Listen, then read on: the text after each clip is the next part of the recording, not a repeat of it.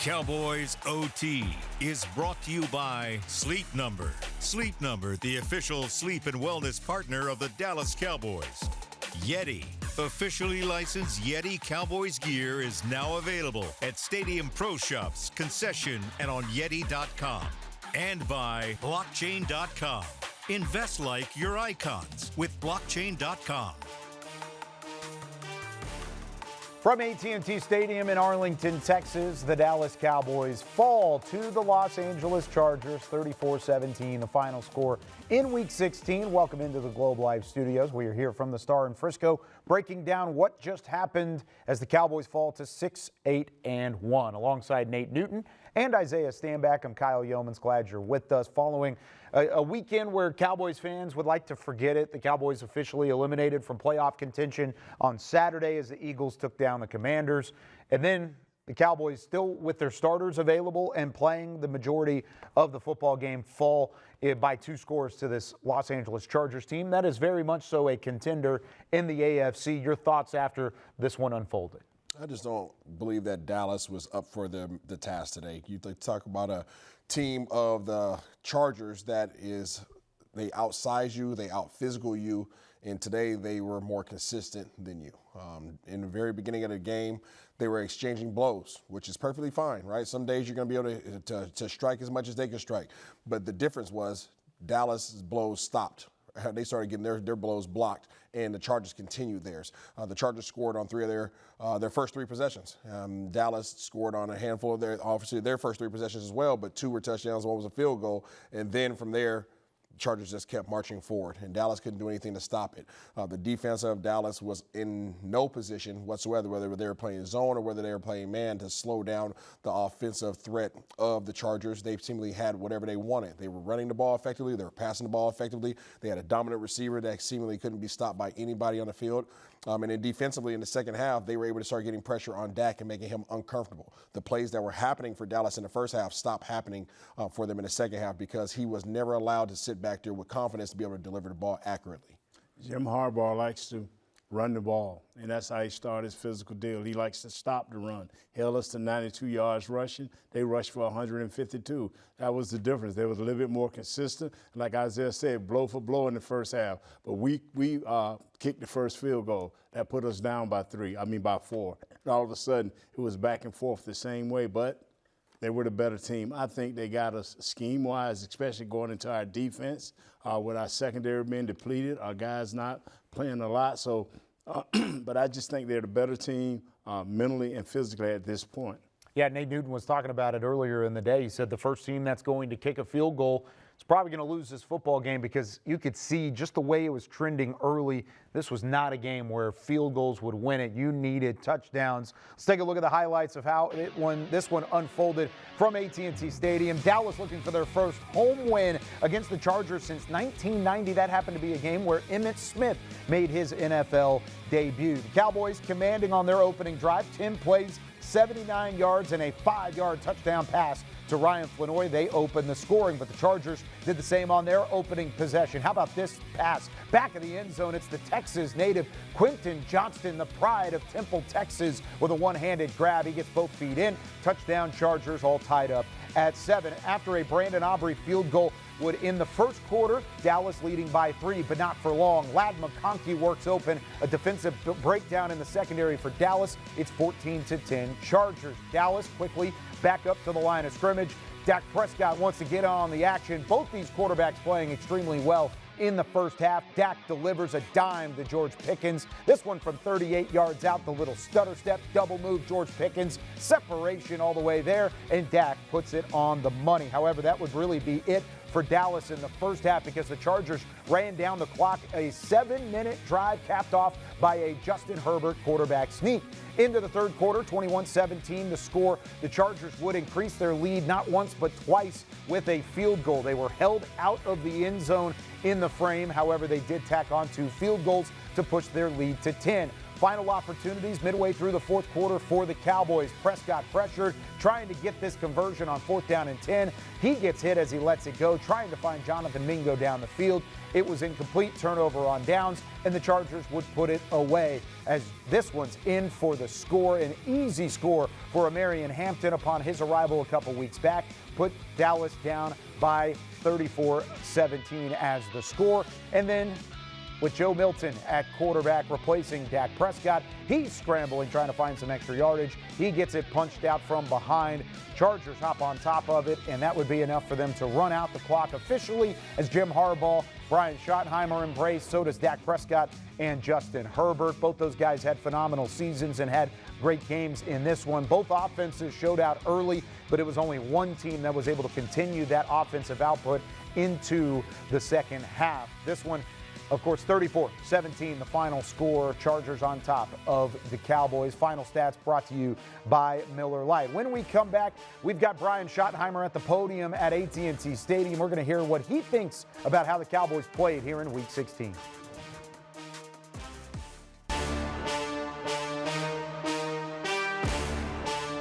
This segment is brought to you by Ashley, the official furniture store of the Dallas Cowboys. Gilmore, coach, obviously not what you wanted today. Defense struggled to get off the field. Any idea what happened? Yeah, well, I think when you look at the game, complimentary football, we did not have that. Offensively, I thought in the first half we were terrific. They really struggled to stop us and thought we were kind of having our way. And then defensively, obviously, we had our struggles in the first half. This team, I'm talking about the Chargers, of course, they do a great job of possessing the football. And got to be able to get off the field on 3rd down, and we weren't able to do that. And at the end of the day, I thought there were some untimely penalties. Got a touchdown came off the board, and some 3rd downs became 3rd and long. So disappointed, but we have no time to worry about it. Got a game here in another couple days. Calvin Watkins, Dallas Morning News. 4th and 1 call, just the thought process there and that kind of thing. Yeah, again, like the call. Give them credit. They kind of spiked into the way we were motioning and got good penetration. And we've had variations of that all year. And, again, they won the down. It was a huge play, ended up being a huge play in the game. And good misdirection. We had Turp in the backfield, but, again, they crossed our face and got the stop. Disappointing that they had a long drive after that and they got the field goal to kind of increase the lead to 10. Yeah, again, as you guys were walking in, I just talked about the complimentary. No, you're fine. The complimentary football. I mean, again, I thought we were unstoppable in the first half offensively, and we struggled to stop them in the first half. And then in the second half, we got a few stops, and we just couldn't, gain the momentum back. In the 4th and 1 was a huge play. We're down 7, and as you look back on it, that was kind of the big thing. How did things go with Flus being up in the box today? I thought it was okay. I thought it was fine. Again, I think we'll watch the film and see how everything went. I know we need to get more pressure on the guy, and didn't do a great job getting pressure on him. And I thought both quarterbacks played great today, and unfortunately, their guy got the win. Is it frustrating that you blitz, you don't get to him? Now, he's going to move out of the pocket. They all do, right? And then if you rush 5, he's still not getting the pressure. That's the frustrating thing, that no matter what you're doing, you're not getting him down enough. Yeah, and he's slippery. I mean, he's big, he's athletic. You stand out there next to the guy and you watch him. I mean, you see what a big, tall athlete he is. But absolutely, we need to affect the passer, especially when you're playing tight man-to-man and there's guys running across the field. You got to affect him and make him make some, off-target throws. And we didn't do a very good job of that today. Thoughts on the left tackle spot?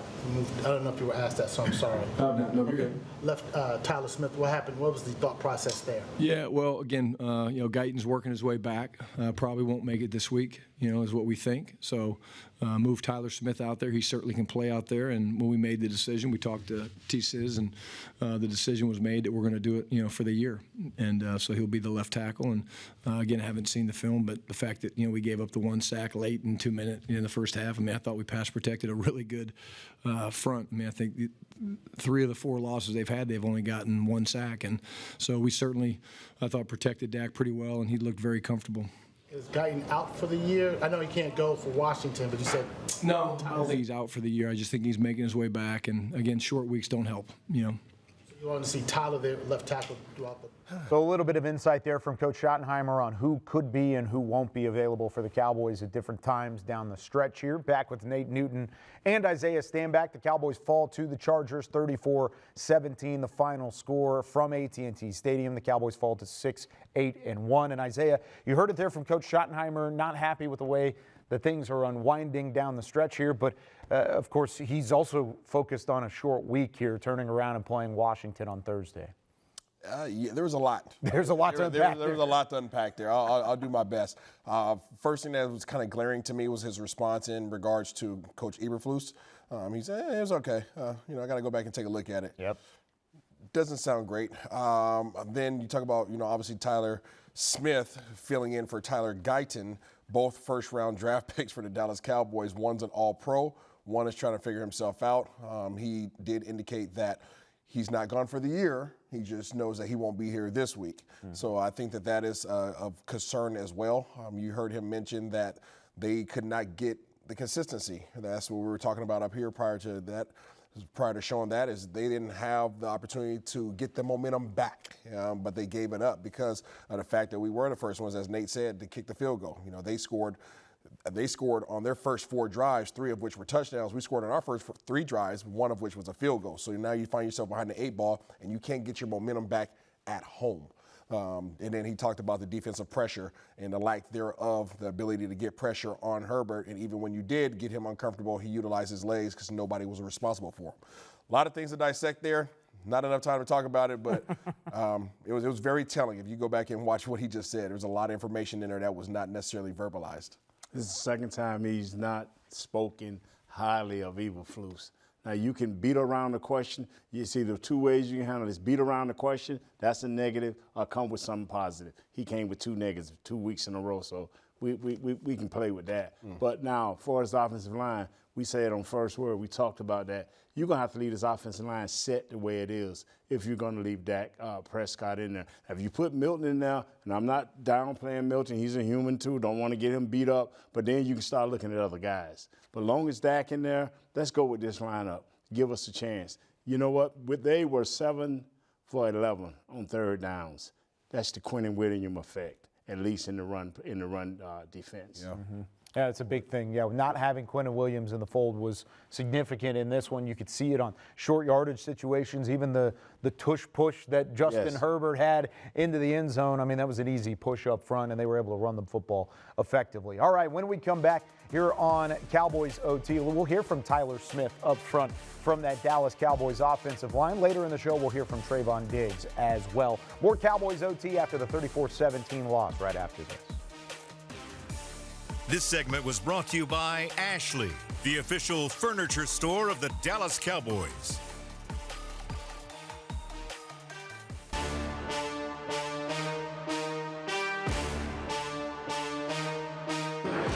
I think it's extremely disappointing when you lose anywhere. I think winning is always, the first and foremost thing that's important to us. But I think it's just about taking advantage of our opportunities. Even today, I felt like we started off hot and then we just stalled out and weren't able to get our momentum back. But I think it's been the same story this year. You get into these situations where it's 4th and 1 and you need a yard to keep the drive going.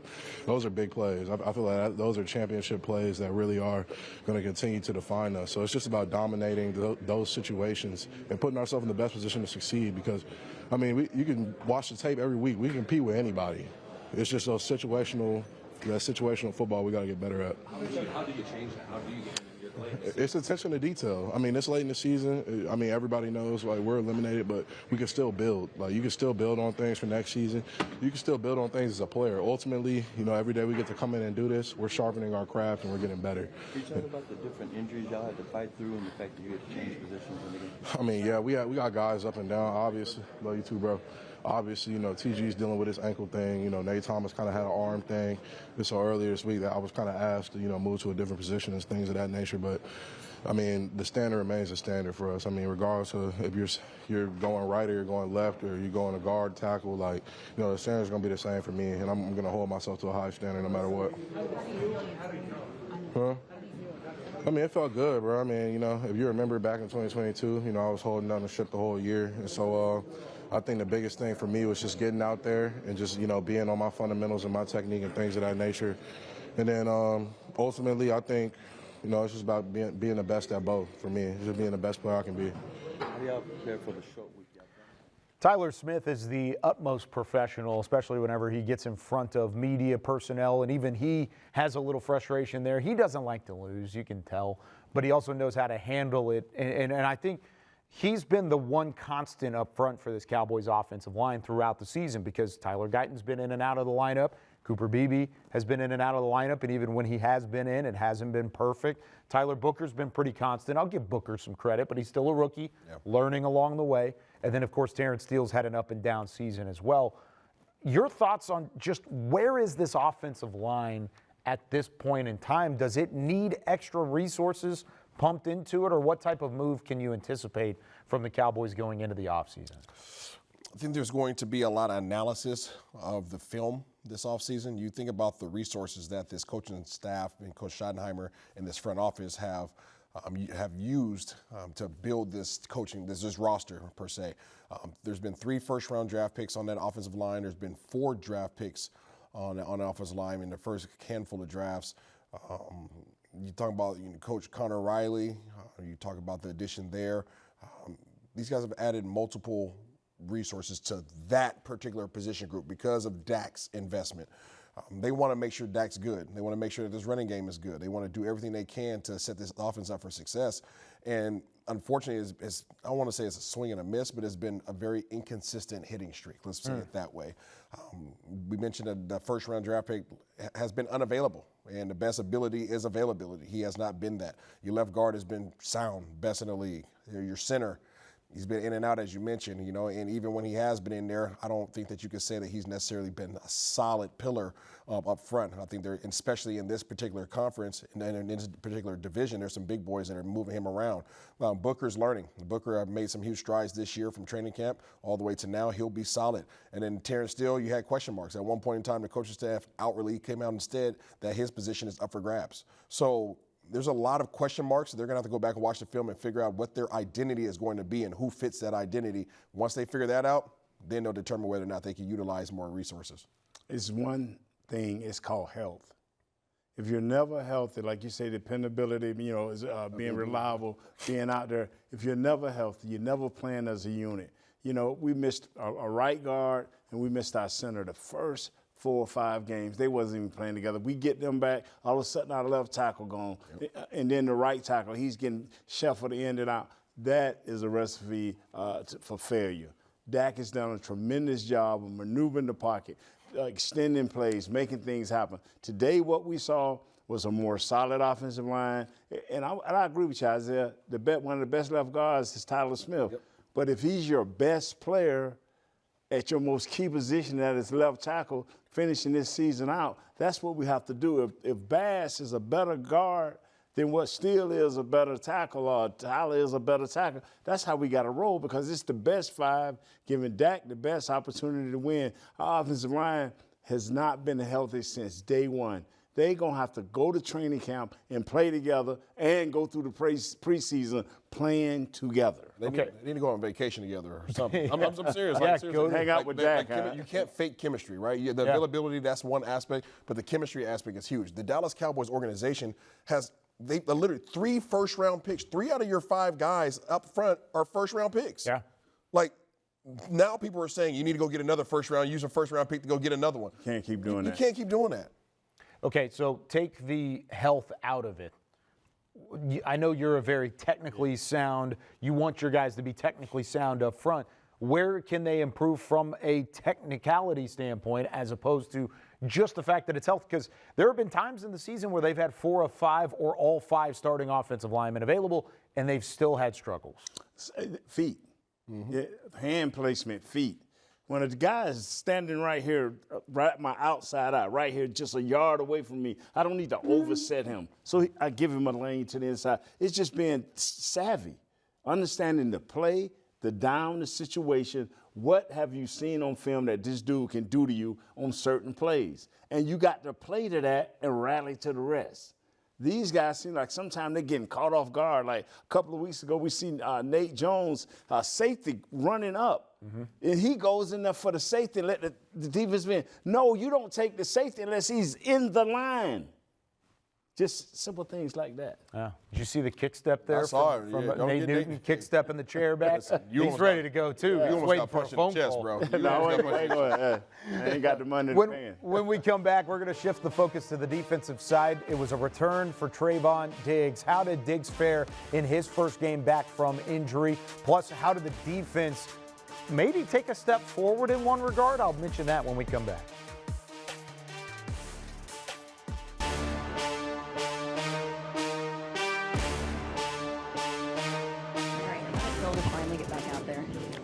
It was a blessing. It felt amazing. Super excited, super happy to go out there and get to compete with my brothers. What was different for you after being away this long, and you also come into this game with your DC up in the booth? What were some little nuances that stood out to you? I guess readjusting, like back to the game, speed adjusting, back to just playing and just being out there, adjusting to the calls and just adjusting basically. What was the biggest challenge that Eberflus and Shoddy presented to you this week ahead of this game? Competing, doing everything right, competing, tackling, everything. What were you proud of after this game? One, I'm healthy, proud I'm healthy. Proud I played all the plays, proud I went out there, competed, gave it everything. And I'm glad I was just out there with the guys. There was so much speculation about what happened. Uh-huh. Can you just tell people what it was? It was a TV mount pole. And it was one of those larger poles from the ceiling, right? Yeah, I was trying to be a handyman, which I shouldn't have been, but. Do you wish that you just gotten that out there sooner? I mean, yeah, but it wasn't that serious to me, so I didn't feel like it was, But it started getting serious from the internet, some Yeah. of the speculation. Mm-hmm. What about the difference with Eberflus in the booth today? What did you players notice from not having that on the sidelines? Do you think? How was that different? How was it different? I don't know. I mean, it's my first week back, so like you probably have to ask the other guys because I haven't really been out there on the sideline, getting the coaching adjustments and stuff. But I don't know. What about facing Justin Herbert? I don't know necessarily where to go with that one. Right there at the end, you could kind of hear the frustration there. You can hear kind of the shade being thrown one direction or the other. It continues to be a back and forth between the Trayvon Diggs camp and the Cowboys coaching staff camp, and I think that's continued even with Trayvon Diggs being back in the fold today. I've played with a lot of really good players in my life. Nate's played with many more than I have. I've played with guys who were in contractual situations. I played with guys who were disgruntled with their coaches. And usually there's a common theme. That common theme is shade. And shade was thrown in terms of, don't ask me, ask them. I don't have the answers. I just got here. So anything that's been happening previously, it ain't on me, right? You got to talk to the sources. This is your highest paid player on defense. Dak Prescott is your highest paid offensive player. Trayvon Diggs is your highest paid defensive player. There's a responsibility that comes with both. I'll leave it there. We haven't seen Diggs. He's been missing in action. He's back, and all we can do is judge what we saw. He said he's healthy. He feels good. Okay, we need for you to play good. You should be a factor. And just take away the money, Diggs. At one point, you were a top 3 cornerback. Get yourself back into that. You have 2 games left to get yourself close to back to that so people can see you do what you know how to do best, and that's be a cornerback. Do you feel like he played up to standard today, coming back from injury? I mean, remember, anybody that's coming off of 6 weeks off is going to have a little bit of a ramp up and a little bit of a considerable period of grace Where do you feel like he lived up to the expectations or didn't? Yeah, being fair to him, I need to go back and watch the actual, coach's copy. All 22. All 22. Yeah. So watching a live, TV feed does not give you all the angles and views that you need to come to a complete synopsis. Especially in coverage. Especially in coverage. You need to see the wide shot. But I can say from some of the angles that we did have access to when he was playing man-to-man, because that's what I'm basing a lot of my analysis is he was jumping, trying to make the big play. It was almost as if he felt like he needed to make a play to kind of hush all the doubters up. And so I think he was playing a little bit out of position in that regard. I mean, it resulted in him getting beat. Quentin Johnson had a heck of a day. It wasn't all on Diggs, but there was definitely a handful of opportunities that he was on him, and Johnson won the majority of those.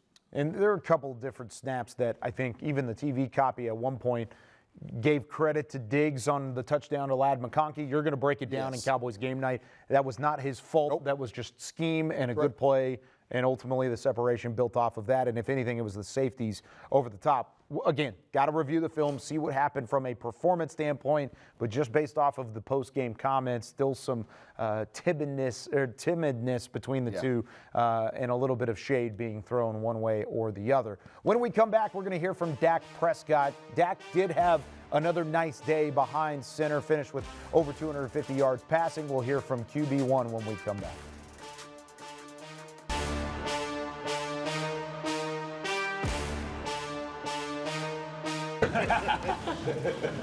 She was back there last week, wasn't she? Later. I didn't see her to begin with. Gotcha.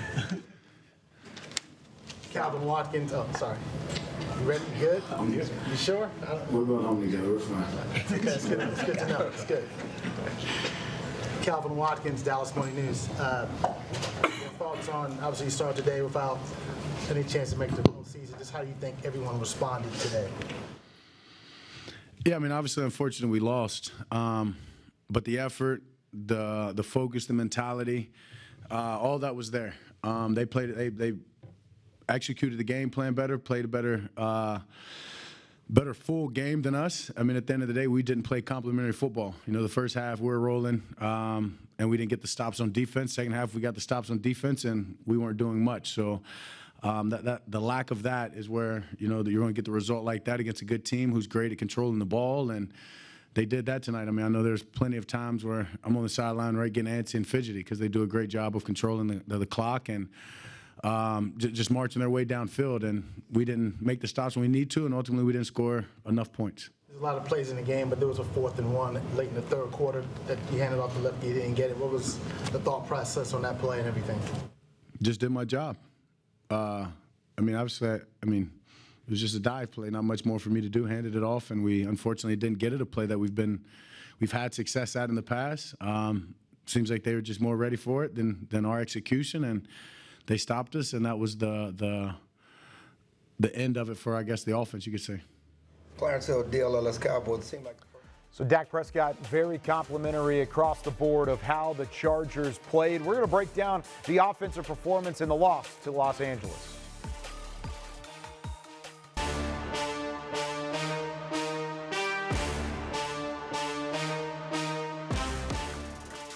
Welcome back into Cowboys OT here from the Star in Frisco. Back alongside Nate Newton and Isaiah Stanback. I'm Kyle Yeomans. We just heard from Dak Prescott. Of course, the Cowboys fall 34-17 to the Los Angeles Chargers. He was very complimentary about what the Chargers brought to the table from a game plan standpoint, from a talent standpoint. We knew going into this game it was going to be a tough matchup for Dallas.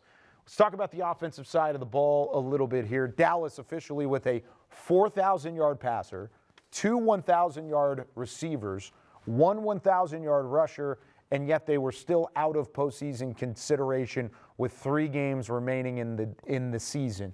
What that tells me is that it's not the offense that's having problems. Of course, we've talked about the defense across the board, but where do you see the problems in this offense on how they weren't able to get the job done in games like this and throughout the season? Yeah, I'll speak to today first. I think the first half they played well. I think that they executed in the first portion of the game. They obviously had 2 touchdowns and a field goal in the first 3 possessions, which is solid. Going tit for tat with the Chargers, which we know that they can score. But then the second half, you were shut down. Second half, it was punt, turnover on downs, fumble. end of game. Yeah. That was your second half. So first half, you took care of business. The Chargers made adjustments.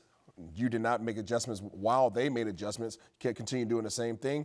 Did not net the same results. So they won the better of that. In terms of what has consistently happened this year, they've consistently thrown the ball. They consistently ran the ball effectively for the first, I would say, 3 quarters of the season. Over the past, I would say, month or 3 to 4 games, they have stopped giving the ball to Javonte Williams as much as you would like to have seen. When you have a top 5 running back at one point in the season, you think that you want to continue to ride that horse. Now, Nate's already referred to alluded to the fact the offensive line hasn't been together as much, so that effectiveness goes along with the running game. But I would have liked to see them continue to feed Javonte Williams. Other than that, this offense has been solid all year long. And I agree with you with Javonte Williams. I think regardless of who's in there as an offensive lineman, we like to run. So if you run the ball, that jails us a little bit better. And that gives Dak what he does best, that's the play-action pass. Once again, I think our tight end disappeared. And so we got to get Ferguson back into it. You cannot stop number 3 and number 88. George Pickens and CD, you cannot. If the other pieces do their part, those are our superstars, along with our quarterback. If those other components, the others, as Shaq like to say, are playing up to par, this offense cannot be stopped.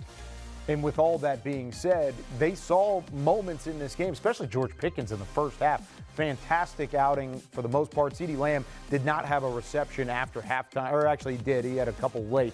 But outside of in-game action, it felt like he was shut down in the second half. Do you feel like that duo is still as dangerous as they could be? Oh, yes. Yes. If we can get a better offensive line play, a better run situation going. What Jesse Minter did, the defensive coordinator, he played cover 2 that first half, that first quarter. He just picking his part. Then as the game went on, came out in the second half, okay, we got this. CeeDee Lamb, we kind of didn't throw for him for some reason, but they took Pickens out of the game. Yeah.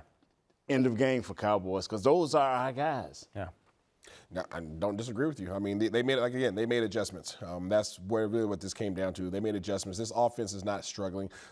We continue to point back at the offensive line being the most inconsistent aspect of this team. That's something that will be addressed.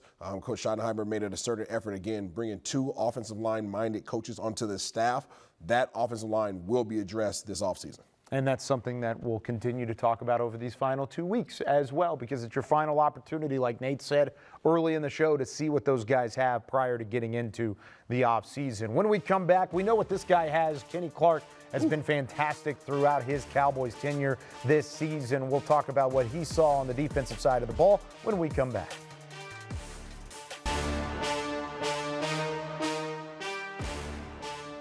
Closed captioning is brought to you by the Texas Lottery. Cowboys scratch tickets from the Texas Lottery are here. Play today. Yeah, it's disappointing. Anytime you lose as a competitor, it's going to be disappointing. So we got to be better on all levels, and just be better at the end of the day. How do you guys do that? Do you think there's 2 more games left? Like, what is it that you think you guys can get back to build next season specifically? I mean, we got to just lean on our work and keep coming in with the right mindset. And I mean, try to play our best ball these last couple games. But I mean, yeah, guys, we got to just figure something out, man. We got to figure something out and start playing ball. A lot was made of the decision to have Matty on top of Coach's box. Do you guys as a defense notice any tangible difference there 1 week to the next? Does it feel different to not have him down on the sideline with y'all? No. You talked about the injuries that happened during the people have injuries to win in the game or whatever. You might know somebody's not going to play, but it was happening a lot out there during the game. Adjustments that y'all had to make. Yeah. I mean, a lot of guys went down, and a lot of guys stepped up and came in and played. It's just the name of the game. It's going to happen. Now you're ready for a short week game on Thursday night. Yeah, it's a big one, man. It's a Christmas, primetime game and a division game, and we got to be ready. Any disappointed? You came here with high expectations. How frustrating are you now? Yeah, it's disappointing. Like I said, I'm a competitor, and I want to win. I don't really got time to waste. I definitely want to. I want to win. Just want to win at the end of the day, and so definitely we got to get something figured out, man, and yeah, get all this stuff corrected. Do you see elements? Do you see foundation that you guys can build on for next year? Yeah, I think we got a lot of the right guys. and we got to lean on those guys. And yeah, I mean I'm not gonna talk about off season and all that kind of stuff. We still got games to play, but we gotta figure some stuff out for sure. What about Justin? Right mindset there from Kenny Clark as he talks about having to keep the mindset moving forward and have to keep the focus on the final 2 games here in this Cowboys regular season. Back with Nate Newton and Isaiah Stanback, I'm Kyle Yeomans. The way that this Cowboys defense has evolved as the season has gone on, there were some bright spots, especially post-bye week when they made the trade for Quinnen Williams and Logan Wilson, and then they find a way to get some guys back like DeMarvion Overshown, who left today due to injury. At some point, that momentum was halted, whether it was the Detroit game or it was really Minnesota, or it was injuries scattered throughout the secondary, or whatever it may be. That momentum halted. What do you feel like led to the halt of that momentum? I can't really put my finger on exactly what halted the momentum. I don't think that this secondary had any momentum at any point in time this season. I can say that. So the defensive front obviously got substantially better following the trades that were made. The Micah Parsons trade being the first one where you acquired Kenny Clark. The second trade where you acquired Quinnen Williams. That changed completely changed the dynamic of your defensive front. You added Jadeveon Clowney later on. That was huge as well. So those 3 additions transformed what you had going on up front. Then you had Donovan Ezeraku, who was making contributions and coming along as a rookie. The second level, swing and a miss. For the most part, you obviously let guys like Damone Clark go, some other guys go. You acquire 3 guys at the linebacker level via trade. None of them have made an impact to the point where you're like, oh yeah, we need to have him in the game. You also had draft picks at that position, so you're still trying to get that going. Secondary, it's been Tostitos all year long. No Tostitos Plaza. We love being out there, but there have been Tostitos. The safety position has been inconsistent. You have 2 veterans back there that you really don't, you feel like they're playing out of position. I think that those 2 guys work well in the Dan Quinn man-to-man scheme, but not necessarily the scheme that Eberflus is pushing forward. And then the cornerbacks, cornerbacks have been rough. Yeah. Everybody made plays, but that everybody I'm talking about was the up front guys. Yep. The games that they won, our defensive line dominated. That's even Izaraku, the young guy. They made plays, but Detroit came in here and figured it out. We ain't finna mess with your D-line. We ain't finna get up on your linebackers. We finna get out here on your safeties. We finna throw the ball out here to their number 0. I can't think of the kid's name, but they threw. And that's talking about Jameson Williams. Yeah. No. You talking about Gibbs. Oh, yeah, Gibbs. Okay. So that's what they did. I mean, we was blitzing, we was stopping them, we was doing everything. All of a sudden, they swung Gibbs out of the backfield. Yeah. Then the next team came in and did the same thing, swinging out to the backfield. Those are where your skill position players did not make plays, did not make stops, did not make tackles, and that hurt us. Now, this team doesn't have the depth to make a run. You have top-notch players. We talked about it on all our other shows. Yeah. Hey, we can put all the other guys. We put those 4, 5, 6 guys on the bench. It's through. Yep. It's in the game. So these guys do have to play for us even to be competitive. So that's just how it is. We ran out of gas. Yeah, and that was a big portion of today's game when you went blow for blow early on, and it was a punch, counter punch type of first half. At some point, there was a knockout blow dealt by the Chargers. When we come back, the Cowboys do have a short week before facing the Washington Commanders on Christmas. We'll talk about that matchup and what the Cowboys have to do moving forward to try and get back to 500. To watch more Dallas Cowboys content on your connected TV, download the Cowboys Now app on Amazon Fire, Roku, and Apple TV.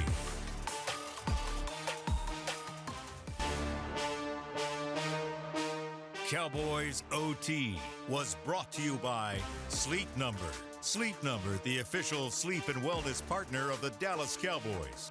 Yeti, officially licensed Yeti Cowboys gear, is now available at Stadium Pro Shops, concession, and on Yeti.com. And by Blockchain.com. Invest like your icons with Blockchain.com. 34-17, the final score from AT&T Stadium. Here's a look at the final stats one more time as the Chargers improve to 11-4 and put the Cowboys 2 games under 500 as they go into Week 17 of the NFL season. That was their final home game of the calendar. They will get 2 road games, both against the NFC East foes. Alongside Nate Newton and Isaiah Stanback, I'm Kyle Yeomans wrapping up here on Cowboys OT. And these games, at least at the start of the year, the NFL was super excited about the Washington Commander, fresh off an NFC title game run a year ago, and Dallas with a first-year head coach and a lot of talent. This is going to be a barn burner of a game. Doesn't look like that's going to happen on Christmas Day. However, with all that being said, and I know all jokes aside there, anytime you play a former coach, Dan Quinn in this case, anytime you play a divisional foe, Washington in this case, you want to come out on top and you want to win those games. What do the Cowboys have to do in order to win that game on Thursday? They got to execute, show up, execute, and fight. Those are the 3 things. Obviously, show up, that's a non-negotiable. The execution and the fighting portion, those are negotiable, whether or not you decide to do that or not. There are guys that are playing for their jobs. There are guys that are playing for their pride. These coaching staffs are coaching for their reputation, and some of them are coaching for their jobs as well. So just remember that you still have a job to do, even though your quote-unquote season is over. When people make that statement, they're basing it on their ability to win the Super Bowl. Every team's role, every team's goal is to win the Super Bowl. Once that is taken away from you, now you fall back to the B column and say, okay, now what am I playing for? What is my new why since the Lombardi is gone? And that's what they have to remember when they step on the field this week. I'm a guy who was not drafted, so I was scared to death not to play hard, not to give my all, not to be the best player I can be on the field. And that's what a lot of these guys should feel. Just, hey, attack it like you fresh, a rookie just coming into the league. Do what you have to do, play as hard as you have to play, and study. And be prepared, you'll be okay. This time of year can be really fun for those guys, the guys that don't get the same opportunities across the way. I mean, Dallas called up a couple players from the practice squad and had some playing time in this game, specifically today. But when it comes to the starters, we asked this question in pregame. How long of a leash would you have on letting the starters play out these final 2 games? Because you saw it today, even playing against a formidable foe in Los Angeles, they still couldn't get the job done. Do you trot guys like Dak Prescott and CeeDee Lamb out there again to see what happens on Thursday? If I'm the general manager, no. The answer is no, and it's simply because of the fact it has nothing to do with competition. It has everything to do with making sure that we have what we need to compete going forward. Next year when it matters again. You know that you're connected to those guys. So I know there's going to be a lot of people that don't agree with me. That's perfectly fine. You're entitled to that. But your job is to put your guys in position to win championships. Your championship opportunities are gone this year, so make sure you have those pieces you need for next year. Hey, it's all about the game and respecting the game, but this is a new NFL. You are not asked at this point in the game to ruin your future. And that's what investment's all about. You're going to have a little bit for now and a whole lot for later. Which one you want, the whole lot for later, or you want to risk to get all now? So, hey, it's up to you. Yeah, it certainly is, and it'll be a decision discussed all the way through the week and through the holiday season as well. Hope everybody stays safe. We'll see you on Thursday. Cowboys pregame live getting started at 11 Central Time. For Nate Newton and Isaiah Stanback, I'm Kyle Yeomans. The Cowboys fall to the Chargers, 34-17, the final score. That does it for Cowboys OT. We'll see you next time.